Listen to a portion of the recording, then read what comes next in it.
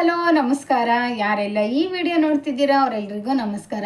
ನಾನು ಇವತ್ತಿನ ಈ ವಿಡಿಯೋದಲ್ಲಿ ನಮ್ಮ ರಾಷ್ಟ್ರಕವಿ ಕುವೆಂಪು ಅವರು ಬರೆದಿರುವಂತಹ ಒಂದಷ್ಟು ವಿಶೇಷವಾದ ಸಾಲುಗಳು ಮತ್ತು ಅವುಗಳ ವಿವರಣೆಯನ್ನು ಕೊಡ್ತೀನಿ. ಹಾಗಾದರೆ ಆ ಸಾಲುಗಳು ಯಾವುವು ಅಂತ ನೋಡೋಣ. ಅದಕ್ಕಿಂತ ಮುಂಚೆ ಯಾರೆಲ್ಲ ವಿಡಿಯೋ ನೋಡ್ತಿದ್ದೀರಾ ಅವರೆಲ್ಲ ಎಲ್ಲೂ ಸ್ಕಿಪ್ ಮಾಡದೆ ಕೊನೆವರೆಗೂ ನೋಡಿ. ಕುವೆಂಪು ಅವ್ರು ಬರೆದಿರೋಂಥ ಆ ಸಾಲುಗಳು ಯಾವುವು, ಅದರ ಅರ್ಥ ಏನು ಅಂತೇಳಿ ಇಲ್ಲಿ ನೋಡೋಣ. ಇಲ್ಲಿ ಒಂದು ಕಡೆ ಹೇಳ್ತಾರೆ, ಅಕ್ಕರೆಯ ನುಡಿಯಲ್ಲಿ ಸಕ್ಕರೆಯ ಸವಿ ಇರಲಿ, ಅಕ್ಕರೆಯ ನುಡಿಯಲ್ಲಿ ಸಕ್ಕರೆಯ ಸವಿ ಇರಲಿ, ಅಕ್ಕಪಕ್ಕದ ಜನರ ಸ್ನೇಹವಿರಲಿ, ರೊಕ್ಕದಲ್ಲಿ ವ್ಯಕ್ತಿತ್ವ ಅಳೆದು ತೂಗದಿರೆಂದು ಚೊಕ್ಕವಾಗಿರಲಿ ಮನಸ್ಸು ಅಂತೇಳಿ ಕುವೆಂಪು ಅವರು ಹೇಳಿದ್ದಾರೆ. ಈ ಸಾಲುಗಳ ಅರ್ಥ ಏನು ಅಂತೇಳಿ ಇಲ್ಲಿ ನೋಡೋಣ. ಇಲ್ಲಿ ಮೊದಲ ಲೈನು ನೀವು ಗಮನಿಸಬೇಕು, ಅಕ್ಕರೆಯ ನುಡಿಯಲ್ಲಿ ಸಕ್ಕರೆಯ ಸವಿ ಇರಲಿ ಅಂತ ಹೇಳಿದ್ದಾರೆ. ನಾವು ಯಾರ ಜೊತೆಗಾದರೂ ಮಾತಾಡ್ತಿದ್ದೀವಿ ಅಂದರೆ, ಅದರಲ್ಲೂ ನಾವು ಚಿಕ್ಕ ಮಕ್ಕಳ ಜೊತೆ ಮಾತಾಡ್ತಿದ್ದೀವಿ ಅಂದರೆ ತುಂಬ ಅಕ್ಕರೆಯಿಂದ ಮಾತಾಡಬೇಕು. ಮಕ್ಕಳಿಗೆ ನಮ್ಮ ಮಾತು ಸಿಹಿ ಅನ್ನಿಸ್ಬೇಕು. ನಾವು ಆಡುವಂಥ ಮಾತು, ನಾವು ಆಡುವಂಥ ರೀತಿ ಮಕ್ಕಳ ಮನಸ್ಸಿಗೆ ಇಷ್ಟ ಆಗಬೇಕು. ಹಾಗೆ ನಾವು ಆಡುವಂಥ ಮಾತಲ್ಲಿ ಅಕ್ಕರೆ ಅನ್ನೋದಿರಬೇಕು, ಮತ್ತು ಸಕ್ಕರೆಯಷ್ಟೇ ಸಿಹಿ ಅನ್ನೋದು ಇರಬೇಕು. ಅದೇ ಥರ ನಾವೀಗ ಯಾರಾದರೂ ಹಿರಿಯರ ಹತ್ರ ಮಾತಾಡ್ತಿದ್ದೀವಿ ಅಂದರೆ ಅವರಲ್ಲಿ ಗೌರವದಿಂದ ನಾವು ಮಾತಾಡಬೇಕು. ಒಟ್ಟಿನಲ್ಲಿ ನಾವು ಯಾರ ಜೊತೆಗೆ ಮಾತಾಡಿದರೂ ಕೂಡ ನಮ್ಮಲ್ಲಿ ಅಕ್ಕರೆ ಅನ್ನೋದು ಇರಬೇಕು. ನಾವು ಆಡುವಂಥ ಮಾತಲ್ಲಿ ಪ್ರೀತಿ ಕರುಣೆ ಅನ್ನೋದು ಇರಬೇಕು.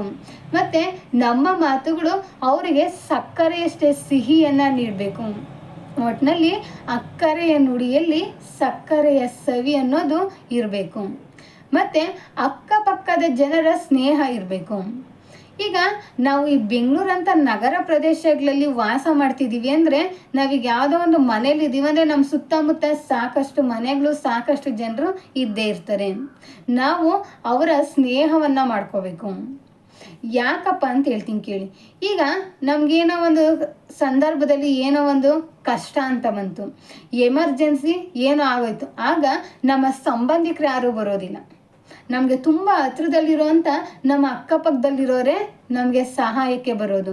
ನಮ್ಮ ಸಂಬಂಧಿಕರು ಬೇಕಾದಷ್ಟು ಜನ ಇದ್ದಾರೆ, ಆದರೆ ಆ ಕ್ಷಣಕ್ಕೆ ಸಿಗ್ತಾರ ಅವರು? ಸಿಗೋದಿಲ್ಲ. ಅವರೆಲ್ಲ ದೂರದಲ್ಲಿರ್ತಾರೆ, ಊರಲ್ಲಿರ್ತಾರೆ, ಮತ್ತೊಂದು ಕಡೆ ಎಲ್ಲೋ ಇರ್ತಾರೆ. ಆ ಕ್ಷಣಕ್ಕೆ ಅವ್ರು ಬರ್ತಾರ, ಅವ್ರು ಬರೋವರೆಗೂ ನಮ್ಮ ಸಮಸ್ಯೆ ಏನಾಗುತ್ತೆ ಹೇಳಿ? ಅದಕ್ಕೆ ನಮ್ಮ ಸಂಬಂಧಿಕರು ಎಲ್ಲೋ ಇರ್ತಾರೆ, ಅವ್ರ ಆ ಕ್ಷಣಕ್ಕೆ ಬಂದು ನಮಗೆ ಸಹಾಯ ಮಾಡೋಕ್ಕಾಗಲ್ಲ. ಆದರೆ ತುಂಬ ಎಮರ್ಜೆನ್ಸಿ ಅಂತ ಬಂದಾಗ ನಮ್ಮ ಸಹಾಯಕ್ಕೆ ಬರೋದು ನಮ್ಮ ಅಕ್ಕಪಕ್ಕದ ಜನ ಮಾತ್ರ. ಅದಕ್ಕೆ ನೀವು ಅಕ್ಕಪಕ್ಕದಲ್ಲಿರೋಂಥ ಜನರ ಸ್ನೇಹವನ್ನು ಮಾಡಬೇಕು. ಅಂದರೆ ಮುಂದೊಂದಿನ ನಮ್ಗೆ ಕಷ್ಟ ಬಂದಾಗ ಅವ್ರು ಸಹಾಯ ಮಾಡ್ತಾರೆ ಅನ್ನೋ ಉದ್ದೇಶಕ್ಕೋಸ್ಕರ ಸ್ನೇಹ ಮಾಡಬಾರ್ದು ಅಲ್ವಾ? ಬರೀ ಅದೊಂದೇ ಕಾರಣ ಇಟ್ಕೊಂಡು ಸ್ನೇಹ ಮಾಡೋದಲ್ಲ. ಅಕ್ಕಪಕ್ಕ ಜನರ ಜೊತೆ ನಾವು ವಿಶ್ವಾಸವನ್ನು ಬೆಳೆಸ್ಕೋಬೇಕು, ಸ್ನೇಹವನ್ನು ಮಾಡಬೇಕು. ಯಾಕೆಂದರೆ ಮನುಷ್ಯ ಸಂಘಜೀವಿ, ಆತ ಒಂಟಿಯಾಗಿ ಬದುಕೋದಕ್ಕೆ ಸಾಧ್ಯ ಇಲ್ಲ. ಜನರ ಸಹಕಾರ ಅನ್ನೋದು ಮನುಷ್ಯನಿಗೆ ಇರಲೇಬೇಕು. ಅದಕ್ಕೆ ನೀವು ಎಲ್ಲರ ಜೊತೆಗೆ ಸ್ನೇಹದಿಂದ ಇರಿ, ಅಕ್ಕಪಕ್ಕದಲ್ಲಿರೋಂಥ ಜನರ ಸ್ನೇಹವನ್ನು ನೀವು ಬೆಳೆಸ್ಕೊಳ್ಳಿ. ಮತ್ತು ರೊಕ್ಕದಲ್ಲಿ ವ್ಯಕ್ತಿತ್ವವನ್ನು ಅಳೆದು ತೂಗದಿರಿ. ಯಾರೊಬ್ಬ ವ್ಯಕ್ತಿನೇ ಆಗಲಿ ಹಣದಿಂದ ಅವ್ರ ವ್ಯಕ್ತಿತ್ವವನ್ನು ಅಳೆಬೇಡಿ. ಎಷ್ಟೋ ಜನ ಬಡವರು ಇರ್ತಾರೆ, ಶ್ರೀಮಂತರು ಇರ್ತಾರೆ. ಆದರೆ ನೀವು ಒಂದು ತಿಳ್ಕೊಬೇಕು, ಶ್ರೀಮಂತಿಕೆ ಇದೆ ಅಂದ ತಕ್ಷಣ ಅವ್ರು ಒಳ್ಳೆಯವರು, ಶ್ರೀಮಂತಿಕೆ ಇದೆ ಅಂದ ಮಾತ್ರಕ್ಕೆ ಅವ್ರು ತುಂಬ ದೊಡ್ಡ ಸ್ಥಾನದಲ್ಲಿದ್ದಾರೆ, ಇವ್ರು ಬಡವರು ಅಂದ ಮಾತ್ರಕ್ಕೆ ಅವ್ರು ಕೆಳ ಮಟ್ಟದಲ್ಲಿದ್ದಾರೆ, ಅವ್ರು ಕೆಟ್ಟವರು ಅಂತಲ್ಲ. ನಾವು ಅಂದ್ಕೊಳ್ಳೋದು ತಪ್ಪು. ಯಾರನ್ನಾಗಲಿ ಹಣದಿಂದ ಮತ್ತು ಅವ್ರು ಹಾಕ್ಕೊಂಡಿರೋಂಥ ಬಟ್ಟೆಯಿಂದ ಅವರ ವ್ಯಕ್ತಿತ್ವವನ್ನು ಅಳೆಬಾರ್ದು. ಮುಖವನ್ನು ನೋಡಿ ಮಣೆಯನ್ನು ಹಾಕಬಾರ್ದು. ಅವರ ಒಳ್ಳೆತನಕ್ಕೆ, ಅವರ ಒಳ್ಳೆಯ ಗುಣಗಳಿಗೆ ಮತ್ತು ಅವರಲ್ಲಿ ಏನಾದರೂ ಒಂದು ಕಲೆ ಅನ್ನೋದಿದ್ರೆ ಅವುಗಳಿಗೆ ನಾವು ಗೌರವವನ್ನು ಕೊಡಬೇಕು. ಅದನ್ನು ಬಿಟ್ಟು ಹಣದಿಂದ ಅವರ ವ್ಯಕ್ತಿತ್ವವನ್ನು ಅಳೆದು ತೂಗಬಾರ್ದು ಅಂದರೆ, ಸಾಮಾನ್ಯವಾಗಿ ನಾವು ನೋಡ್ತೀವಿ, ಮೊದಲು ಮನುಷ್ಯನ ಮುಖ ನೋಡ್ತೀವಿ, ಅವ್ರು ಹಾಕ್ಕೊಂಡಿರೋ ಬಟ್ಟೆಯನ್ನು ನೋಡಿ ಅವ್ರು ಹಂಗೆ ಅವ್ರು ಹಿಂಗೆ ಅಂತೇಳಿ ನಾವು ನಿರ್ಧಾರಗಳನ್ನು ಮಾಡ್ತೀವಿ. ಆದರೆ ಅದು ತಪ್ಪು. ನಾವು ಕಣ್ಣಿಗೆ ಕಾಣೋದೆಲ್ಲವನ್ನ ನಿಜ ಅಂತೇಳಿ ನಂಬಬಾರ್ದು. ಮತ್ತೊಮ್ಮೆ ಮೊಗದೊಮ್ಮೆ ಅದನ್ನು ನಾವು ಯೋಚಿಸಿ ನೋಡಬೇಕು.